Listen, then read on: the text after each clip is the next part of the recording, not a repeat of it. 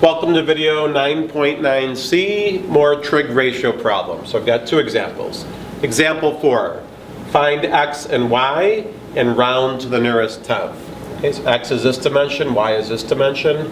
I went ahead and called z the big dimension. I'm going to use that later in my problem.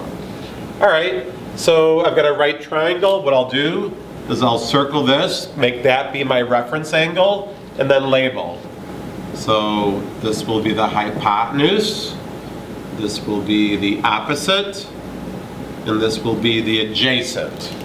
So there's typically three things involved in trigonometry: an angle and two sides. And you need to know two of those three things. So I know this and this, so I can solve for this. So just reminding you of SOHCAHTOA. So somebody I know and somebody I'm looking for. Opposite and adjacent. Who has opposite and adjacent? Well, it's tangent. So that's how I know which trig ratio to use. Somebody I know and somebody I'm looking for. All right, so I'm going to set up an equation with tangent. So I'm going to say the tangent of 58 degrees equals opposite over adjacent 10 over x. What I'm going to do is just solve that for x. I'll multiply each side by x. So x times the tangent of 58 degrees equals 10. And I'll just divide each side by the tangent of 58. So x equals 10 divided by the tangent of 58 degrees. Then I'll take out my calculator. If you've got a graphing calculator, press mode and make sure it's in degree mode. It does default to radian mode. You should be safe with your TI-30. So I'm good. So I'm going to go 10 divided by tangent of 58 degrees and get 6.249. I just want a few extra decimals. Okay. Now I've got to find y. Oh, they said to round to 1, so x is approximately 6.2. I'll use this in intermediate results. All right, now I want to find y, but y is not part of a right triangle. So what I'm going to do is actually find z. I'm going to look at this big right triangle. And once I get z, I'll subtract away x to get y. So that's going to be my strategy. Okay, so now this will be my reference angle. Again, this will be my opposite. The whole z will be my adjacent now. All right, so let's again, somebody I know and somebody I'm looking for, opposite and adjacent, that's going to be tangent again. So the tangent of 32 degrees equals 10 over z. So again, just like I did before, z will end up being 10 over the tangent of 32 degrees.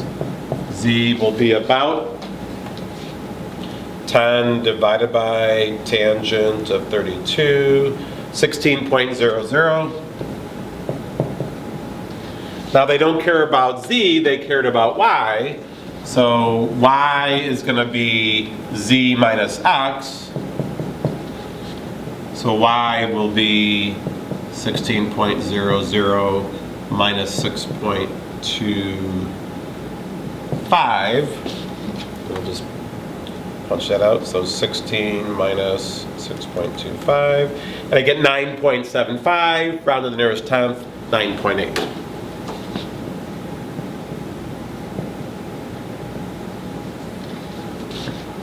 Okay, so kind of a nifty problem. Example 5. This will definitely appear on a future quiz and test. Students tend to get it wrong, so pay close attention to this one. So sine of b is 5 over 13. So right away, b is my reference angle. All right, then I go across here. I'll call that the hypotenuse. I'll call that the opposite. And I'll call that the adjacent. Okay. I'm trying to find AB. All right. Since these numbers are different than these numbers, what I'm going to do is draw a different triangle representing these dimensions. So I'll just draw a different triangle. So again, I'll have a B over here, a C over here, an A over here. I'll reference that.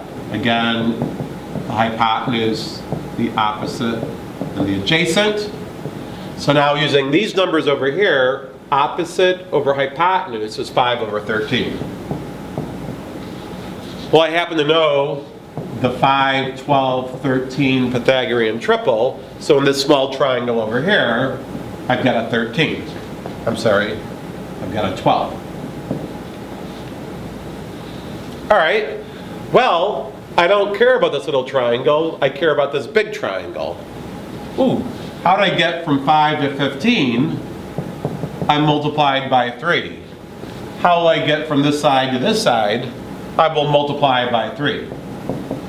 So 12 times 3 is 36. So AB equals 36. Again, totally based on similarity and ratios of corresponding sides being equivalent. So there you have it. 2 more examples involving trig ratios.